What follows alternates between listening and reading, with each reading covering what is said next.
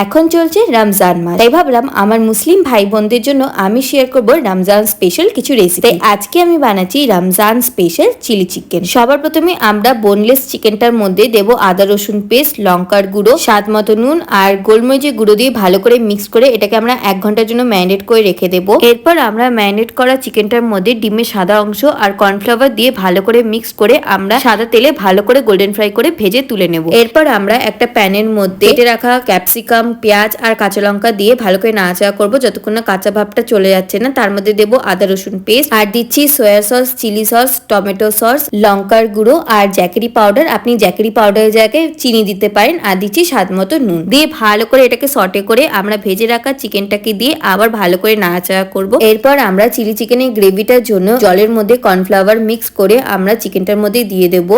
Next Ramzan special recipe দেখার জন্য অবশ্যই আমার চ্যানেলকে সাবস্ক্রাইব করুন। ধন্যবাদ।